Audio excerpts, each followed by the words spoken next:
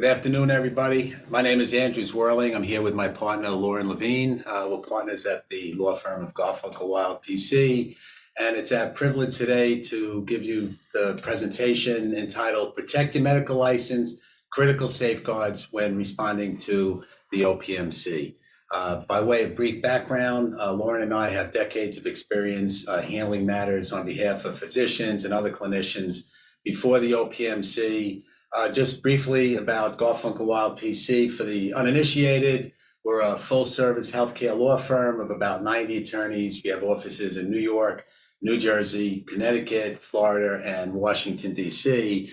And by full service, I mean basically soup to nuts, from healthcare to managed care to compliance to litigation, employment, corporate, finance, real estate, and relevant to today's webinar, licensure proceedings before the OPMC. Before going on to the substantive matter, and for those lawyers who are watching this, today's session is for CLE credit, and I'm supposed to read the script to you, which I'll do right now. The content of the course is acceptable for both newly admitted and experienced attorneys. Please be sure you continue to stay connected on Zoom until the program concludes, which might be about 12:45 or so. You'll be eligible to receive CLE credit in professional practice. For CLE attendance verification purposes, we're going to announce at the back end of the program the verification code. What we've attached in the chat box you'll see is a link to the CLE forms that you'll complete and submit an email to Ivan Rodriguez. Again, the code will be announced at the back end of the presentation itself. Just one last logistical, if you have a question, issue is Lauren and I, we've given this presentation or presentations of various subject matter many times. When we're doing it in person, it's easy. Someone will raise their hand, we'll call at them. We don't like to give speeches, unlike a lot of lawyers. We prefer it to be more of a give or take and encourage questions throughout the program. Obviously, we're on Zoom. It's a virtual mechanism here, but you have the chat box. So type out your questions as we go along. We'll do our best to answer them in the moment. If not, we'll be available at the back end or even after today to answer those questions for you. So moving on to some subject matter, setting the scene. A situation that frequently occurs entails the following typical kind of format. A physician receives a letter from an investigator for the New York State Department of Health Office of Professional Medical Conduct, the OPMC, and that's the agency responsible for overseeing the licensure of physicians and other clinicians. And in the letter, it's just requesting medical records of patient Smith. The physician complies, as the physician is required to do, sends the medical records in, thinks nothing of it. Sometime afterwards, an investigator for the OPMC calls the physician, asks the physician a few questions, the physician wanting to appear cooperative and so on, answers those questions, again, without giving him much thought. Now down the line, the physician gets a second letter from the OPMC, letting the physician know that he or she or they has a right to be interviewed about the care and treatment of patient Smith. Still under the belief that the physician had done no wrong, the physician agrees to go to the OPMC office, speaks with a couple of the investigators there, answers all these questions, spends a whole bunch of hours with the investigators thinking, I did nothing wrong, nothing to worry about, thinking it's just a conversation. A few months later, the physician gets a letter from the OPMC letting the physician know that the physician's being charged with negligence on more than one occasion and that it's looking to suspend or revoke his license or her license. Finally, the physician consults with an attorney. And this is a fairly common scenario that we see, and it really illustrates how ignorance of the process can turn a well-intentioned physician into a respondent in a physician misconduct, professional misconduct proceeding with catastrophic consequences to the physician.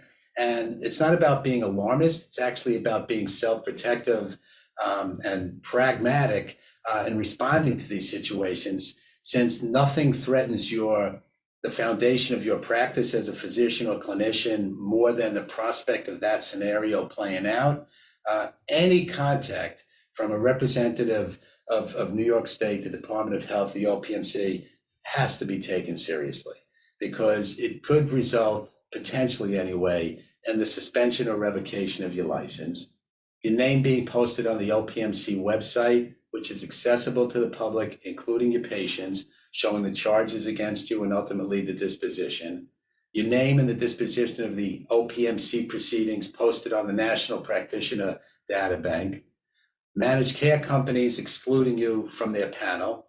Think about that from a financial standpoint. Removal from the Medicaid program, conceivably, investigation by other governmental agencies. So therefore, we can't stress enough the need to understand this process and how you should respond to it if you ever have the misfortune of being ensnared in it. So, who is the OPMC is a good place to start. Even though physicians are licensed by the New York State Education Department, the Department of Health's Office of Professional Medical Conduct is the entity responsible for disciplining and monitoring physicians. And the OPMC is the prosecutorial arm of the State Board for Professional Medical Conduct. So you've heard of the OPMC, and you may hear us refer also to the BPMC. OPMC's job is to gather information, investigate, and adjudicate complaints against not only physicians, but also physician assistants, unlicensed resident physicians, and special assistants, with the objective of protecting the public.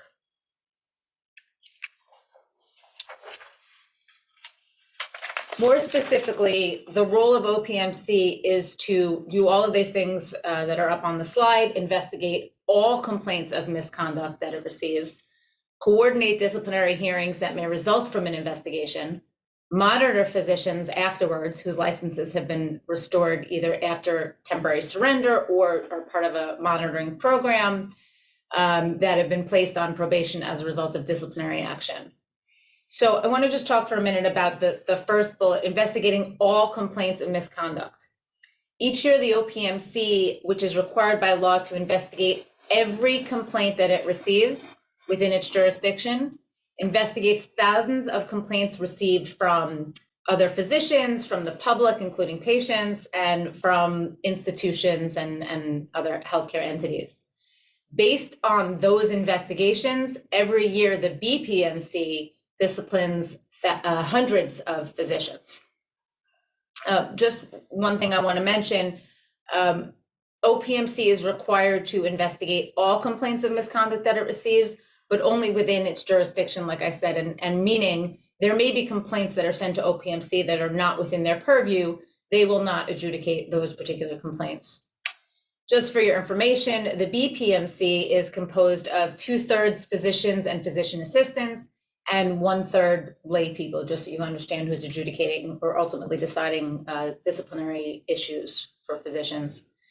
The physician members are nominated by state, county, and specialty medical societies, and the lay members are appointed by the Commissioner of Health with the governor's approval. The OPMC essentially serves as staff to the BPMC to handle all of these investigations and disciplinary proceedings. What specifically does OPMC investigate? OPMC investigates professional misconduct. And if you take a look at the education law, section 6530, there are more than 47 types of professional misconduct, including the ones listed there, as well as some general catch-all language. The ones that are listed here are the ones we see frequently. That's why we've chosen to put those up on the screen, but there are several other types of misconduct that OPMC investigates. In addition to the ones there, being convicted of a crime, fee splitting, which is actually in section 6531, using testimonials in advertising, willful harassment, abuse, or discrimination against a patient, inadequate record keeping or failure to keep records. Just want to stop there and make a point. Andy and I have seen so many cases in the recent past where physicians maybe clinically handled cases appropriately, but they didn't have the medical records to back up the treatment, and they were disciplined for failure to keep records. So it's very important to keep records, appropriate records. One of the things that we've seen frequently is where doctors are maybe prescribing for a family member or a friend, and they don't keep medical records for those patients. So obviously there's separate issues related to prescribing for friends or family members that we're not going to get into today. They're not part of the professional misconduct. But one of the things we've seen OPMC address time and again in those scenarios is failure to keep records on those patients. So it's very important that you keep records for any patient you see, whenever they are. And we had one particular case that serves as an example of the dangers of what Lauren is talking about in terms of documentation. The OPMC might be looking into one particular issue, but once they start investigating, they're not restricted to that initial issue. So we had one particular case where they were investigating whether certain services provided by the physician who had practiced medicine for decades without any problems, whether his services were clinically sound. And they asked for medical records for this particular patient. And then, as Lauren pointed out, in this particular case, this doctor who he was a psychiatrist, prescribed any medications. On like a half a dozen occasions, had prescribed Xanax and things like that, to family members who were going to fly and, things of that nature. So they asked for records of the patient whose the services were the subject of the inquiry. He belonged to this school of psychiatry that didn't believe in documentation, that it interfered with the therapeutic process. And so he didn't have records. They didn't have any problems ultimately with the care that he provided, but the documentation issue became, initially they wanted, believe it or not, to revoke his license. Last we heard, he's still practicing medicine, so there was a happy ending as far as that case is concerned, but it lasted for a bunch of years, documentation. The other relevant topic on medical records is failing to make patient records available upon request is also considered professional misconduct, as is failing to cooperate or refusing to cooperate with the OPMC. That in and of itself is considered professional misconduct. So importantly, the burden of proof in OPMC cases is different than what you see in medical malpractice cases, and professional misconduct can be found even in the absence of harm to a patient. Doctors are used to the medical malpractice standard where, there has to be some harm to the patient. But in an action for alleged misconduct, it is not necessary for OPMC to demonstrate that any action or inaction on the part of the physician caused any injury. So as a result, a physician could face possible discipline even in the absence of harm to a patient. We were also asked a question, and I think now would be a good time to address it. We were asked about bad faith complaints. What if someone brings a false complaint? The reality is there is qualified immunity under the statute for good faith complaints, right? So if someone's making a complaint in good faith, even if it turns out to be wrong, there's immunity for that complainant. However, what there's not immunity for is bad faith complaints.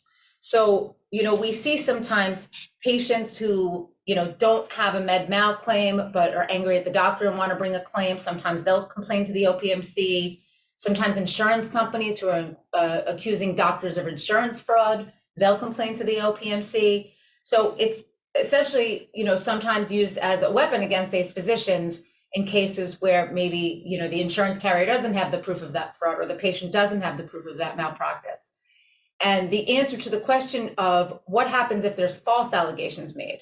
Well, we're going to go through the investigation process. And if the investigation doesn't result in any sort of discipline and it doesn't have any sort of damage to the physician, there's probably nothing you're going to do in terms of a false complaint. But there are cases, and we've seen more than one of them, where a false complaint has led to a hearing at the OPMC or has led to a lawsuit against the physician. In those cases, if the physician is able to show at the hearing or otherwise that the allegations are false, then they may be able to bring, that counterclaim in the civil suit, or they may be able to get the insurance company off their back in terms of investigating insurance fraud. So while it is very frustrating that, anybody can make a complaint, there certainly are avenues to address where there's been false complaints made, especially if they do unfortunately wind up causing some sort of damage to the physician. And some of the examples of cases where we've seen doctors have been disciplined, just, to go back to the misconduct, failure to diagnose. We've seen a lot of those kinds of cases. Overprescribing. We've had so many cases, controlled substances in the past few years, and inappropriate sexual contact with patients. We've had cases involving HIPAA violations.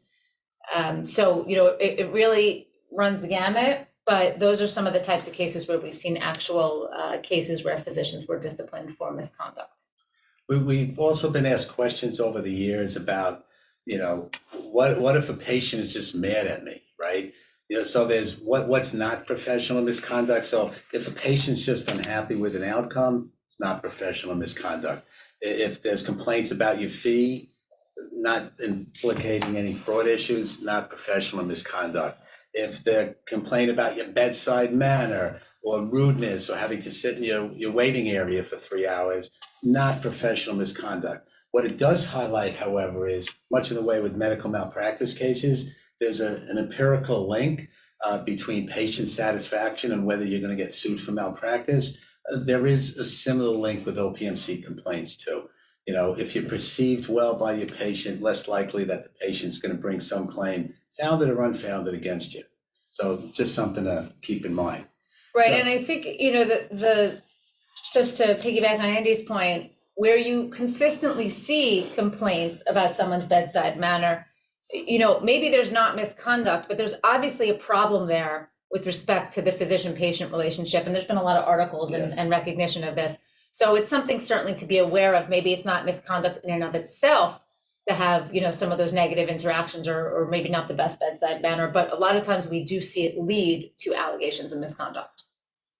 All right. So traps for the unwary, healthcare providers, as to the extent there are any clinicians watching this, you routinely fill out numerous applications that are submitted to insurance companies, managed care organizations, hospitals for admitting privileges or participating provider status. And those applications, they follow the same kind of template in terms of some of the questions that they'll ask you. Have your clinical privileges at any institution or facility ever been limited, suspended, revoked, or made subject to probation or another disciplinary condition? Have there been any malpractice cases brought before you? If so, please provide a list, including the status and the disposition. Has your medical malpractice insurance ever been canceled or modified? Or have you ever voluntarily given up coverage? Or have you ever been penalized by Medicaid, Medicare, or another healthcare plan? Notably, the OPMC looks at credentialing applications for accuracy. And as a healthcare provider, we emphasize that you should read those questions carefully and answer them with complete truthfulness. And when in doubt, to err on the side of disclosure with an explanatory note, because a failure to do so may land you in that no-win situation of defending a professional misconduct investigation by the OPMC for an inaccurate, if not fraudulent, answer to one of those questions.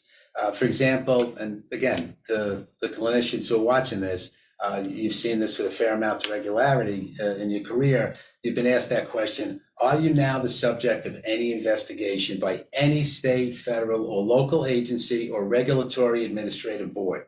So let's say a year or so before filling out that particular application, you were asked to submit records to Medicaid auditors or the Attorney General's Medicaid Fraud Unit or the OPMC. Now, as a practitioner, you're not automatically going to say to yourself, oh, a year ago, the OPMC, or 6 months ago, the OPMC asked me for those records. I didn't do anything wrong. Like, I'm not under investigation, right? It's a human nature kind of response when contemplating how to answer that question. Problem is, let's say you answer no to that question, but the record request that you complied with, to your knowledge, though, there hasn't been any resolution. The allegedly inaccurate answer could be the basis of a fraudulent practice or false reporting charge by the OPMC. The OPMC could say, wait, we asked for those records. You should have known we're looking into your care and treatment of patient Smith. You answered no on that application. And that's a concern for what should be obvious reasons, that you may end up getting charged by the OPMC when you, in a well-intentioned way, we're not talking about people who knowingly lie, in a well-intentioned way, you thought, well, again, nothing's going on. Why should I assume there's an investigation? That's why you should keep meticulous records and have specific policies and procedures in place for the completion and submission of these applications. For example, when you're asked about malpractice, don't use your memory. Just contact your malpractice insurance company to get a list of, pending closed malpractice claims when submitting these applications, so you're complete and you're accurate. Again, when in doubt, have an explanatory supplemental page, because it's never, pleasant to answer yes with an explanation. We all get it. It's like, I don't want to admit that maybe I did something wrong, but you're really just being self-protective and pragmatic in doing so. And it's better to do that up front than to face the potential for some form of misconduct charge by the OPMC. I see there's a question up there. Many of these applications are completed by practice staff and or revenue cycle staff, not a physician or PA. Is this where exposure lies, acknowledging that is the licensee's signature on the application? Yes, absolutely. It is the licensee's signature, and it is up to the licensee to give correct information. It's not something, maybe you have staff help you fill out the forms, but it should never go out without the physician reviewing, because ultimately it is the physician's responsibility, and it's not a defense to the OPMC that your staff filled out the form and didn't know that you were under investigation or some other information that you should have submitted. So absolutely, if you have some process where staff are helping the physicians or the PAs fill out the forms, they must be reviewed by the physician for accuracy before they go out to the OPMC. Right, and train your staff. When I say train, inform them about some of the guidelines, right, and answering those questions on your behalf before you sign them, just as an extra layer of protection, right? So, I mean, if you know that they don't know that the OPMC requested records, or that there's been some form of audit and so on, it's your obligation as the person signing, as the person with the license at stake, to make sure that they're informed so they can answer those questions correctly. And if you don't want to disclose that information, then that's a situation where you should be filling out the form on your own. Oh, yeah. Just by way of a couple of examples that were in case law, to give you some greater insight and greater context in which to assess what we're talking about right now. There was one case where a physician assistant was fired from one hospital based upon patient complaints that he had either verbally or sexually abused those patients. And when he applied to the second hospital, he didn't disclose the fact that he'd been fired. At the second hospital, once again, he gets accused by a patient of abuse, and that then triggered an OPMC investigation, which brought disciplinary proceedings against the PA, against the license of the physician assistant. The hearing committee failed to sustain the charges relating to the alleged abuse of the patients.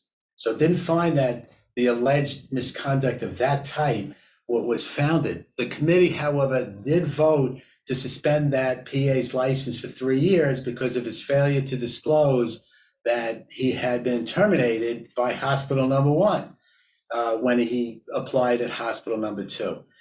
They characterized the PA's conduct as a pattern of fraudulent conduct that indicated a lack of integrity. It went up to the next level of the OPMC, which actually voted to revoke the PA's license. That decision was then upheld by the Appellate Division 3rd Department. That's where you go if you're going to take litigation action against a final OPMC finding. And the court held that, and I'll quote, "The fact that petitioner was eventually exonerated of all charges arising from the assertively abusive conduct which precipitated his dismissal from Elmhurst does not change the fact that petitioner knew he was terminated due to patient complaints and yet purposely concealed that information, or even gave an entirely untrue alternate account when dealing with prospective employers. So that's one example where somebody concealed information and it came back to hurt them in a big way.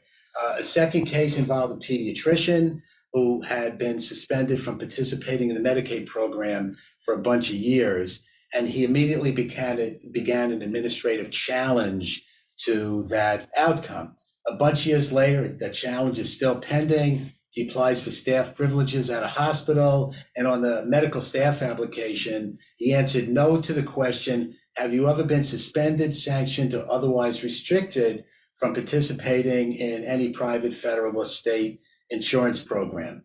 And he wrote no to that, thinking, well, I have this administrative challenge, and my lawyer tells me I have a really strong case. So he gets his privileges granted at that hospital, and then a couple of months later, he had some sort of epiphany, and he decides to come clean, so to speak, and he tells the hospital, his attorney writes to the hospital, say, look, just to let you know, here's the complete universe of facts here. He did have this sanction, but we are challenging this. The hospital gets this information, realizes he had been untruthful in the application process, and they strip him of his privileges and report him to the OPMC. The OPMC then brings charges against the doctor for fraudulently practicing medicine. The hearing committee sustained the charges, finding that he had knowingly and willfully falsified those facts, and placed him on 6 months probation. At the next level, the Administrative Review Board actually intensified the sanction, finding that the initial sanction was not strong enough, and revoked his license to practice medicine. Long story short, it ended up going to the courts, and the third department ended up sending the matter down for reconsideration of the penalty, finding that while there was a serious error of judgment, given the circumstances that he was the one who brought to the attention of the hospital the complete facts finally, that onerous kind of sanction of revocation was just not justified. But there are a couple of lessons learned from these cases. One, again, as Lauren and I are saying, be extremely careful when answering these questions. Don't intentionally misrepresent. It's obvious. But again, if you have that murky situation where you're unclear whether to make a right turn or a left turn, then err on the side of caution with that yes explanatory note, because your belief that the undisclosed matter is either unimportant or unjustified or really not a problem because you're challenging it and you're going to get some positive outcome just isn't going to cut it, as these cases have taught all of us.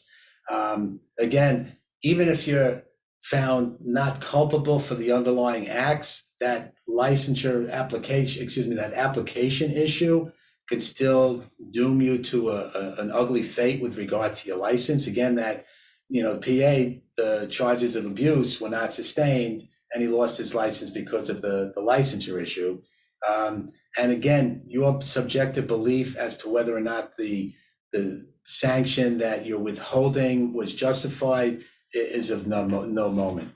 Again, err on the side of disclosure. Just where we, if we go into the next one. Oh, Yep, I just want to there's a question. Oh yeah, and then I want to go into referral proceedings.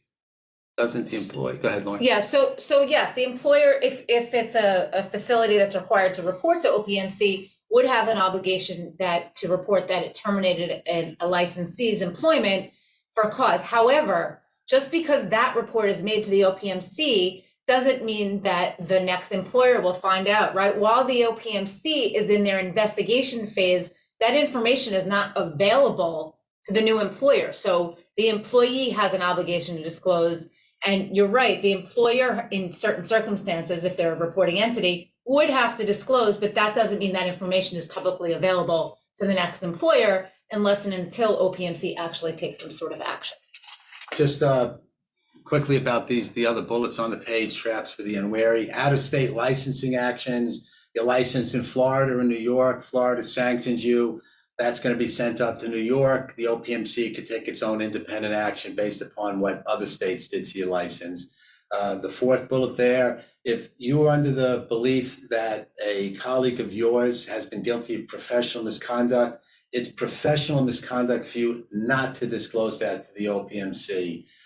Failure to provide interpreter services, that has to do with hearing impaired patients. If you don't provide the requisite interpreter services, that too can lead to an OPMC investigation. But I just want to touch a little bit about the referral proceedings and the dangers stemming from resolution of criminal charges.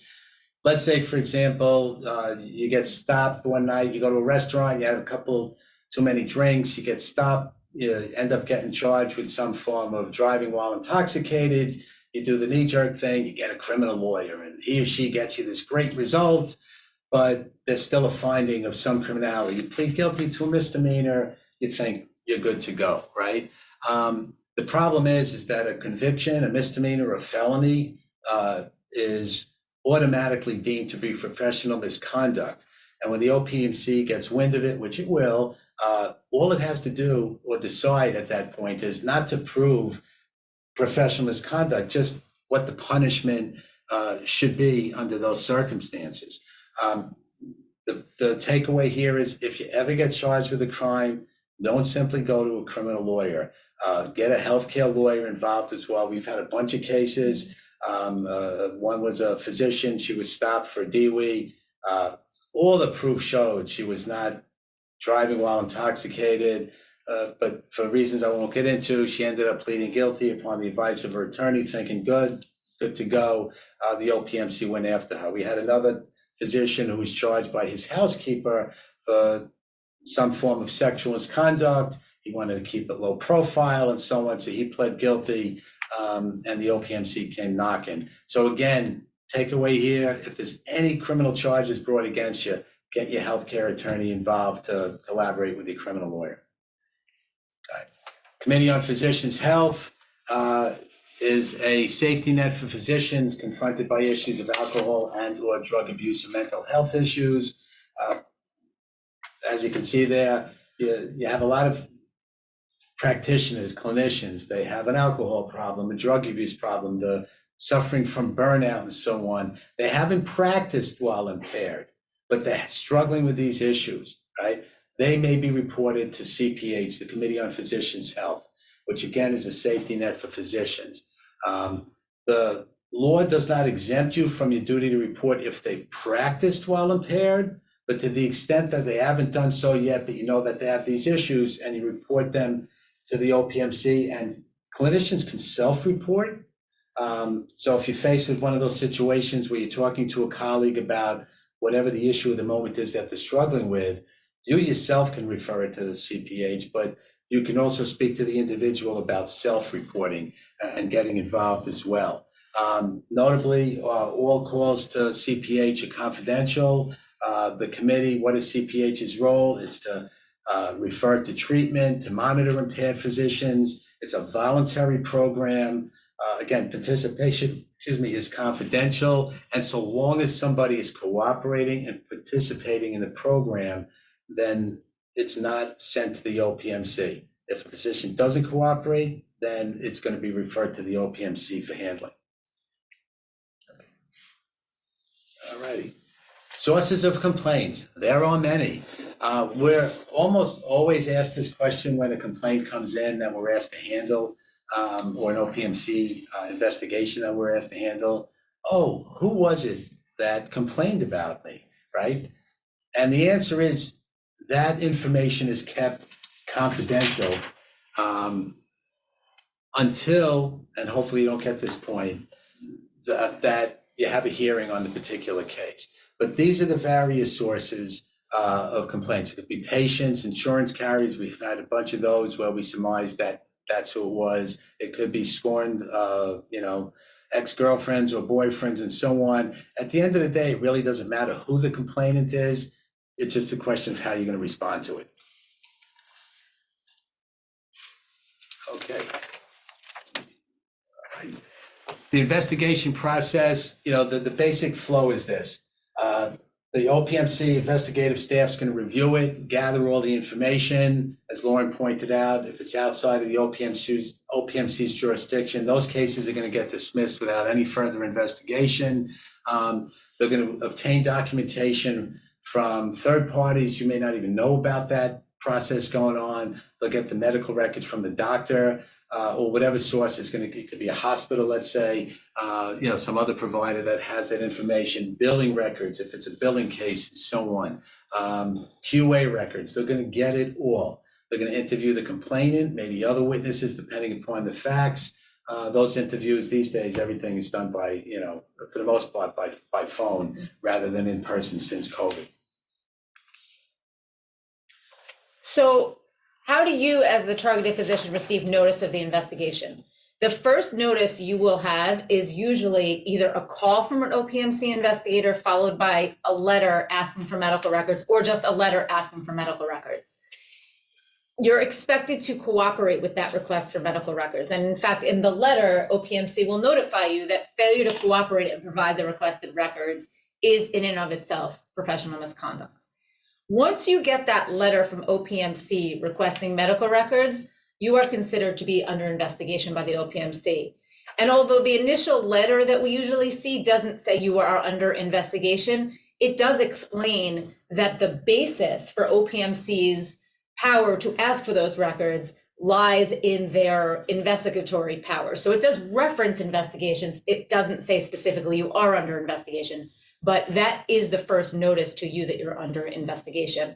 One point I want to make about producing medical records, they are asking for complete medical records. And you'll see usually the request will ask for x-rays, lab results, scans, that sort of thing. Make sure you produce the entire record. We've had clients who produce the records before we get involved, and they don't produce the scans or whatever else is, whatever else is in the file for some reason. And that can create a logistical nightmare and also start off on the wrong foot with OPMC, who is expecting you to provide a complete set of records. Once you produce those records, there is nothing to do. If you want to make sure if you sent it a certain way that OPMC got the records, that's one thing, but we do not, after that, suggest following up with OPMC to ask for status or anything else. You produce the records and you sit tight. There are times where you may not even be the target of the investigation, or the records alone give the OPMC what they need. So, it's that old saying, let sleeping dogs lie. Sit tight after you produce those records. The next thing that will generally happen is you will get a letter informing you of the opportunity for an interview concerning the complaint against you. And that's something that OPMC is required to give you. They're required to give you that opportunity for an interview. And it's up to you whether or not to participate. I've had very few situations where clients have not participated. For the most part, you're going to participate in that OPMC interview. The letter, according to the public health law, is supposed to give you specifics about the conduct that's the subject of the investigation, the issues, the related issues, the patient names, the dates of service, and that sort of thing. But we see all different types of letters from the OPMC. Sometimes they give you very little clue as to what they're asking for, even though they technically have this obligation to give you information. Some of the things we see in letters are statements like broad statements of, the issues are your care and treatment of patient X, or the issues are, why you took certain action with respect to a patient. We do see a lot of times not only questions about the care and treatment, but questions about your record keeping, and also questions about prescribing we see oftentimes. In addition to questions about prescribing, we see a lot of cases where OPMC is also looking in cases of controlled substances to make sure that not only you had a basis for diagnosing, but that you've checked the I-STOP, the PMP, which you're required to do by law. And although failing to check the PMP is not one of the enumerated listed items of professional misconduct, it falls under the catch-all of any rule, regulation, or law that you're supposed to follow. So failing to check the I-STOP or the PMP is considered professional misconduct. There are times where if the letter is truly insufficient, it doesn't have one of those things it's supposed to have, just the basic notion of what the issues are, or the dates of service, or I can't imagine they'd leave the patient name out, but you never know. If it's missing one of those components, then you may make a request to OPMC for further clarification, but most of the time that letter is going to be enough and be sufficient for OPMC to have complied with its obligation to give you information. That letter will also ask for a copy of your most recent CV, so you want to take a look at that and clean it up, and you'll submit that to OPMC. It will also remind you of your obligation to update your physician profile. Sometimes the letter will say, we see you've updated your profile. Thank you for doing that. Sometimes the letter will say, you haven't done that, please do it. And you want to go on right away and update your physician profile. The letter will also actually let you know that in addition to the interview, that during the interview, if you want to bring a stenographer, you can, but generally we don't recommend that. It's, we don't usually have a transcript of those meetings. It's better to have that one-on-one conversation with OPMC. And they do afterwards, Andy will get into, they will send you a report of that interview, but it's not stenographically recorded. You have an opportunity at any point, and the letter will tell you this also, to either put in some sort of expert opinion or expert information, or to make any comments you feel are necessary. And we'll talk about where that happens in the process, but the letter from OPMC will tell you about that.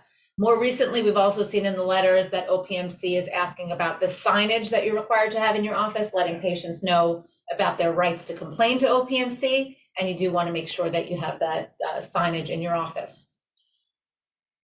Just with regard to the request for medical records, we had 2 cases in the past year where our clients failed to give us complete medical records until almost the eve of the OPMC interview. And in both cases, it was the absence of the medical records that caused the OPMC to move forward with the investigation. And once they received those medical records, the cases were closed in record time following the interview. In one case, the client sent us records 2 days before the interview. We sent them right to the OPMC investigators. And at the interview itself, the questions had less to do with the subject matter or the care and treatment as, why didn't you give us these records before? And there was a certain edge to the investigator's voice, which was understandable because it had the client disclose these records, and it was unintentional. It was just an oversight to the OPMC at inception. It never would have gone to the interview stage. Case would have been closed, would have been dismissed. So be thorough. It's not like the lawyers are in a position to know that certain documents have not been provided. So be thorough with regard to providing medical records. What's the appropriate response to the interview letter? Protect thyself is what we like to say. Do not respond to the interview letter or interact with the OPMC investigators without the advice of your counsel. It's, at the interview, counsel plays a limited role, but we're going to talk a little bit about preparation for the interview because counsel can help you through those steps. And sometimes it's especially difficult if you don't know exactly what the complaint is, right? Sometimes you'll know that a patient made a complaint directly to you, so you know where they're coming from. But sometimes you may have no idea what the complaint is. So you want to work through that with your counsel. You want to go through the medical records. Maybe you need to talk to an expert before you go to the OPMC. So we can't emphasize enough how important it is to take this opportunity to prepare. I've had clients who, really didn't understand what the case was about. And then we went through the medical record in excruciating detail, and they realized, oh, this must be what the case is about. So sometimes you're going to figure out more about what the case is about by doing your own homework as opposed to what the OPMC is going to tell you. Again, obviously the review of the medical record is going to be in the clinical cases. If your misconduct is, some other type, if your alleged misconduct is some other type, there may be other documentation that you're going to look through. The other thing that we often counsel clients on is there anything that you can do proactively? Maybe there's a complaint that has some merit. Perfect example is, Andrew was talking about the interpreter services. I've had a few cases, not only with hearing impaired, but I've actually had more language, patients who speak different languages than the physician does. I've had a few of those, and we counsel clients, get those interpreter services in place before you even have the interview with the OPMC, so that you can say, the most recent case I can think of, the client didn't realize they had to have interpreter services. You can go to the OPMC saying, I didn't realize, or, whatever the case may be, I now have those services in place. In the case I'm thinking of, the patient actually got services anyway. So ultimately, OPMC really appreciated that the client took the steps to put a policy in place and to put remote interpreting services, right? They didn't hire someone in their office. They hired a company to do remote interpreter services. And that was a case in which the OPMC, I think within 2 days, we got a letter telling us that the matter was closed because the client proactively took those steps. So that's something that's really important, to take a look at. Is there anything you can do? The other thing that I've seen OPMC do a lot lately is ask during the interview, have you learned anything from this experience? So you do want to talk with your counsel and look at your records and think about what you could do better. For instance, like getting those interpreter services or some other thing that you can do better in your office that you can present to OPMC and say, I learned from this, here's how I've changed the practice in my office. And it's a segue to this next slide anyway, but just to follow up on what Lauren said about that question, is there anything you would have done differently? Is there any change?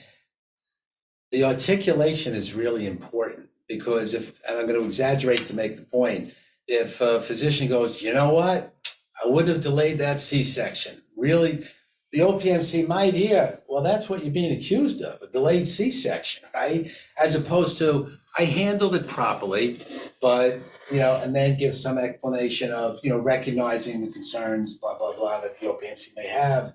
You want to be careful how we articulate. But if there's a process, like Lauren was giving the example with interpretation services, billing practices, documentation issues, where the physician is able to say, in the expansive amount of time between the interview letter and the interview, it could be usually months. Actually had just one that took almost 3.5 years for the interview, but it's usually going to be months. If that physician can start implementing fixes before they walk into the interview, that's a definite plus that the OPMC will take into account. As far as the prep is concerned, we get all the documentation. We have our client update their CV. We confirm that the physician profile is updated. The signage issue that Lauren identified, which is, part of the OPMC's, check the boxes kind of approach to things that need to be done. We tell people, notify your malpractice carrier. Not every malpractice policy, in fact, I can state that with certainty, will provide OPMC coverage, but there are some carriers that do. So you might have 25,000 of attorney fee coverage. If you have a rider, it can be as much as 100,000. Put your carrier on notice to make sure that, to confirm whether or not that's there. We'll assess whether or not an expert is needed. Sometimes we'll do that before the interview. Sometimes we'll wait for the interview to see how it went, and we'll get a sense of which way the wind is blowing, whether or not that would be helpful. Relevant literature, if there's any other witnesses, usually if it's a clinical case, it's just your client.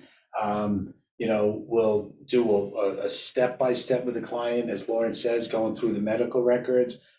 We have a typical practice of giving our client a questionnaire to fill out, to go make sure that the client methodically is going through potential questions that the OPMC we anticipate may ask.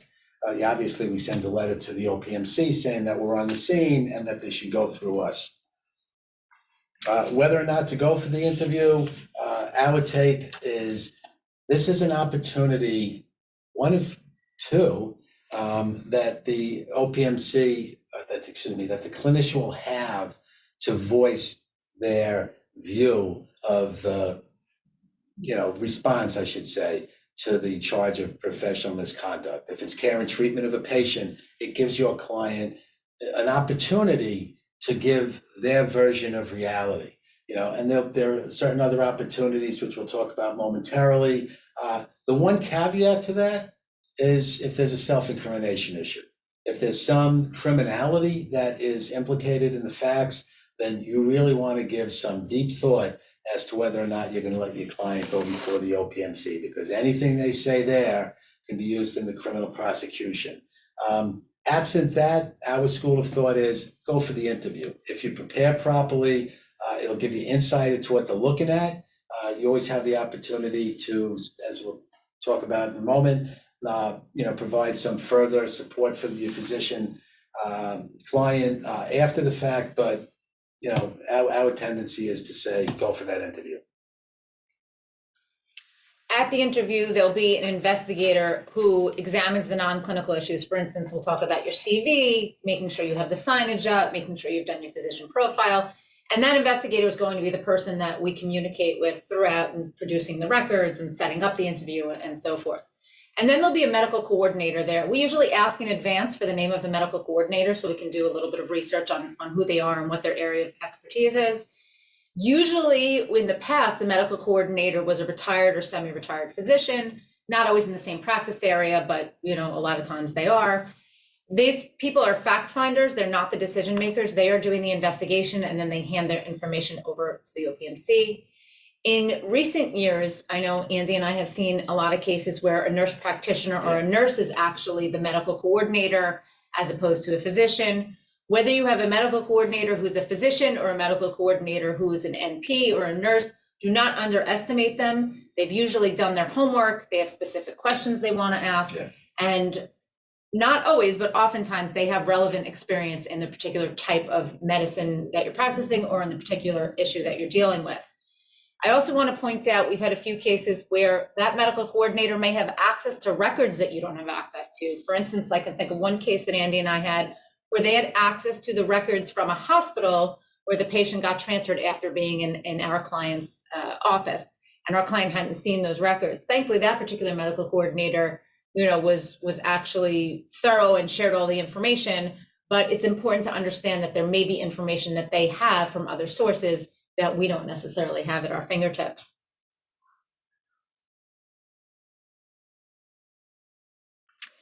One other thing actually I want to say about that before we go on, just as far as counsel goes, as I said earlier, our role is limited at those actual meetings. We do a lot of preparation with you behind the scenes. At the interview, our role is really to just be there as a support. There are times, however, if we hear something that's incorrect, or we realize that you told us something during prep that you didn't remember to say during the interview, then we'll pipe up. The OPMC really wants to hear from you, but we have pretty good rapport with most of the investigators. And if we do jump in to remind you of something or to address something, that's usually something that the OPMC is respectful of.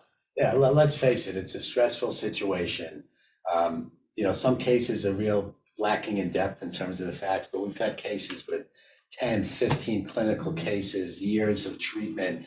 The physician may have a brain freeze, but we're there to help interject, not to testify, to speak, but really just to help refresh the recollection of the physician, because all the OPMC wants is just that, truthful recollections. No one's looking to trap anybody. Right, and for that matter, there have been times where we heard the OPMC investigator say something that's not correct. We will politely remind them of the accurate facts. Yep. These are some pointers for the interview, and I know it should go without saying, but being truthful and remaining respectful at all times are the two top rules for these interviews. Don't be passive. Like Andy said, this is a stressful situation, but at the same time, you know your practice and your actions better than anyone else. So you should fully assert your position, including any facts that you have that support that position and support your defense as to what the OPMC is alleging. We have had times where the interviewer will start asking questions that don't fall within the scope, even with that general language that's in the letter, don't fall within the scope of what you were told you were being interviewed about. On those occasions, we said to the OPMC interviewer, that's not what the letter asked about. We'd like to complete this interview and have the opportunity for another interview to answer those questions thoroughly. And usually the OPMC will oblige in those circumstances. Luckily, those are few and far between. The first thing that happens is they will go through your CV, like I said, and the signage and everything else, and then they'll go into the substance. You can take notes during the interview. They're by phone. They're not even by Zoom. Some offices, I know the Albany office, we were given an opportunity to have in-person meetings like we used to, but most of the offices are still doing phone calls. Like I said, there's no stenographic recording unless you request one, and generally we don't request that. Just two words of caution. Don't, when we say be truthful, we're talking about in your preparation with us as well. We've unfortunately had scenarios where clients are not truthful. We had one case where a client had disclosed to a girlfriend some information about a neighbor's health condition. And when they broke up with the girlfriend actually complained to OPMC and said, this doctor gave me information about another patient who I don't have right to that information. Our client insisted that this did not happen. We went into the interview, the client continued to insist to OPMC that didn't happen. And then the OPMC investigator, who we know and we have some credibility with, slides a piece of paper across the table, which is an email from our client to the complainant about basically disclosing the medical information that he said he did not disclose. So again, there may be times where you forget something, but when you're preparing with us and when you're speaking with OPMC, it's really important to be truthful. That obviously was something that the OPMC took into account in assessing the credibility of the physician. We've also had scenarios where clients have given information to OPMC without consulting us first, and then they get us involved after the fact.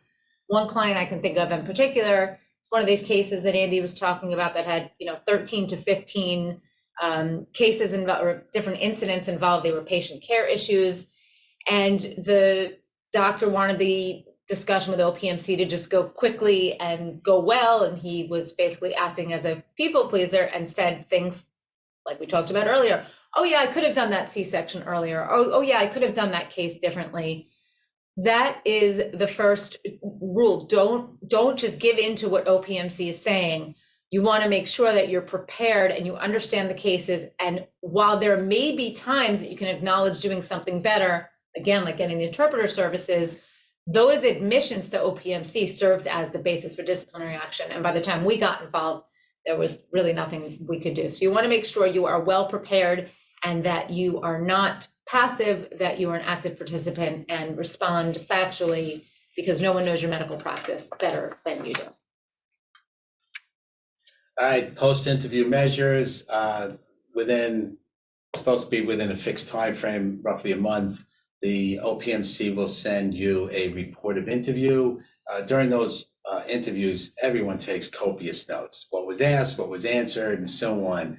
Who's speaking, that sort of thing. They'll send you an initial draft of a report of interview, which they expect you to review and edit accordingly and send back a red line version to the extent there's anything that was omitted or something in there that's inaccurate. We've had that. The other 2 points have to do with, in terms of some substantive defense of your client, with regard to I'm using care and treatment as an example of the professional misconduct.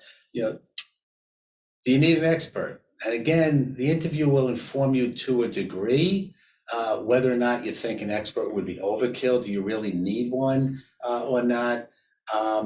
The other point has to do with a post-interview submission. By that phrase, we mean you do an interview, you get greater insight into what they're looking at, and then we do a letter to the OPMC. Some of them are 2 or 3 pages, 4 pages. We've had others that were dozens with exhibits, where we respond to all of the areas of concern that the OPMC had in an uninterrupted way, because again, at the interview, you don't control the conversational flow, right? So we'll respond to all the issues. We'll provide them with greater context about who our client is. If there were fixes to whatever the issues were that were implemented, we'll remind them of that fact, and so on. On rare occasions, we'll do even a pre-interview submission. Again, that's rare. Typically, we'll wait to see how the interview goes.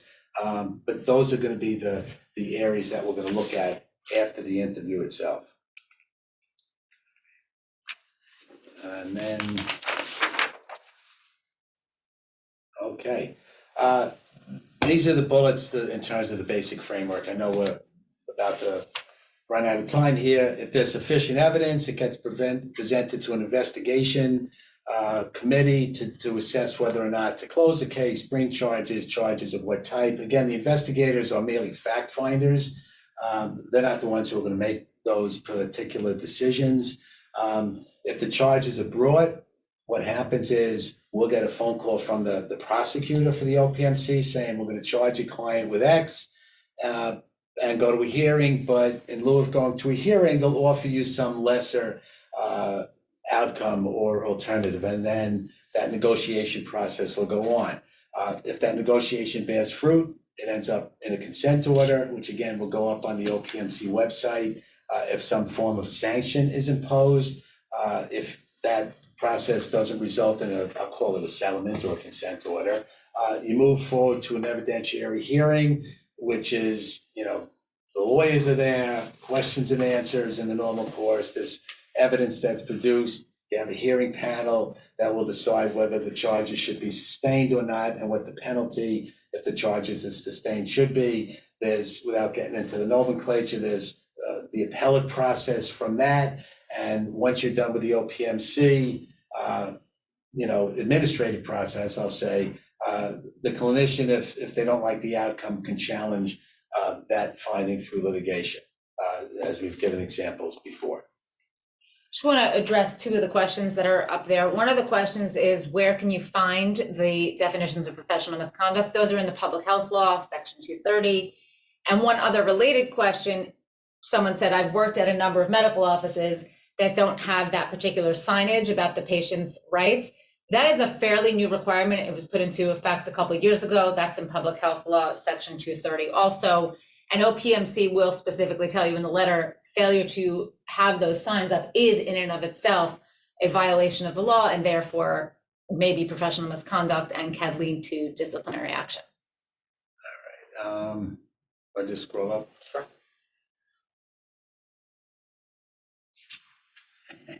If I can, hang on 1 second. It's freezing. The mouse is being non-responsive, so. Yeah, I can't. All right. Hold on, wait. There we go.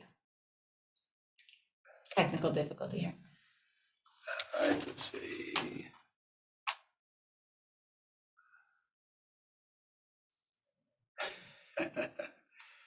Dexterity contest. The question was asked, what happens if a malpractice settlement was made without the attorney communicating or discussing the settlement offer with the physician client? What are the potential harms to the physician in terms of reporting said settlement to various entities? Are there any options available to the physician to complain about the attorney? A practical reality is a case isn't going to settle unless the physician puts his or her signature on a settlement document. It can happen, at the end of the day. It's the attorney's name is not the name that's going to go on any settlement agreement with regard to a malpractice case. So I'm not sure, how that can even come about. And that was the other one, was the signage issue. All right. All right. So thanks, everyone. All right. And again, any other questions, just feel free to follow up with Lauren and me, and we'll do our best to get back to you. Most importantly, for the lawyers on, the CLE code is P as in Peter 9695. Again, P as in Peter 9695.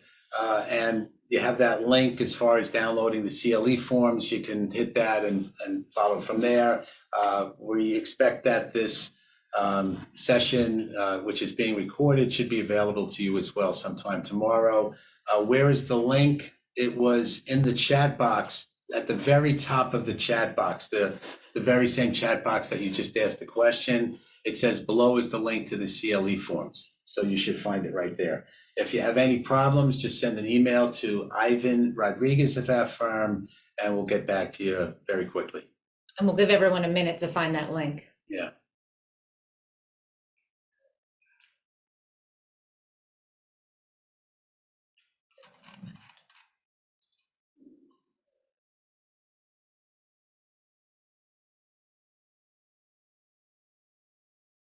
Okay. I just scroll to the bottom just to make sure that. Oh, someone has a hand raised.